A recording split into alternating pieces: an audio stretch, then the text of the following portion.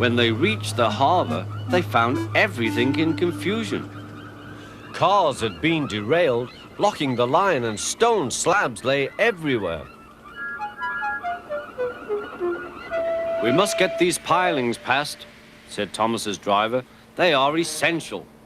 Trevor, we need you to drag them round this mess." "Just the sort of job I like," replied Trevor. "Now you'll see, Thomas. I'll soon show you what traction engines can do." Trevor was as good as his word. He dragged the pilings clear with chains and towed them into position. "Who needs rails?" he muttered cheerfully to himself.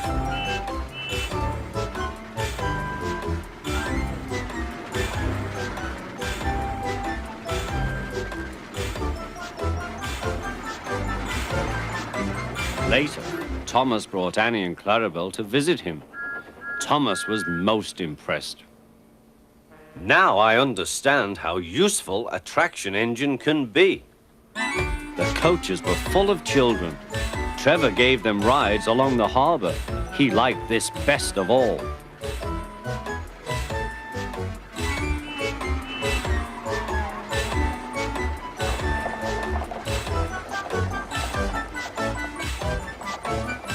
"He's very kind," said Annie. "He reminds me of Thomas," added Clarabel. Everyone was sorry when it was time for Trevor to go. Thomas pulled him to the junction. A small tear came into Trevor's eye. Thomas pretended not to see. He whistled gaily to make Trevor happy. "I'll come and see you if I can," he promised. "The vicar will look after you, and there's plenty of work for you now at the orchard. But we may need you again at the harbor someday." "That would be wonderful," said Trevor. That evening, Trevor stood remembering his new friend Thomas, the harbor, and most of all, the children. Then he went happily to sleep in the shed at the bottom of the orchard.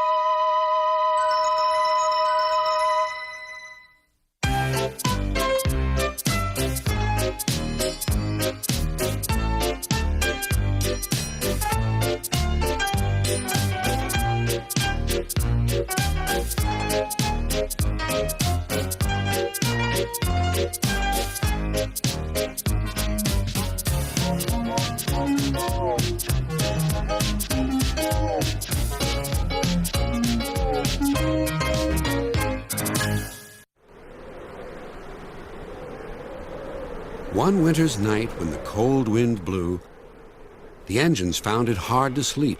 "What we need," suggested Toby, "is to listen to a story." "Yes," agreed Percy, "a mysterious story." "But," added Duck, "it must have a happy ending." "Driver told me a story," said Thomas, so everyone listened.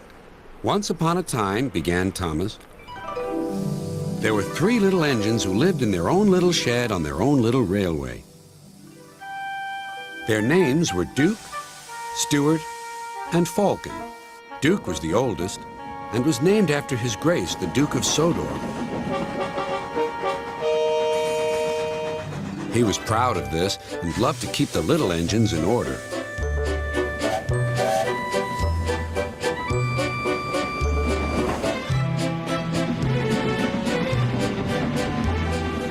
Whenever they did anything the Duke thought wrong, he would say, "That would never suit His Grace."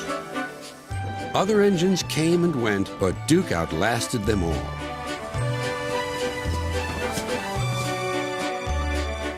Stewart and Falcon used to call him Granpuff.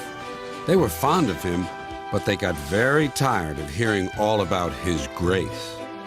Sometimes they would tease him and chant, "Engines come and engines go," Granpuff goes on forever.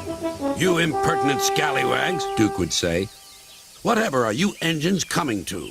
"Never mind, Granpuff. We're only young once." "Well, you'd better mind, unless you want to end up like Smudger." "Oh, Granpuff, whatever happened?" "Smudger," said Duke, "was a show-off. He rode roughly and often came off the rails.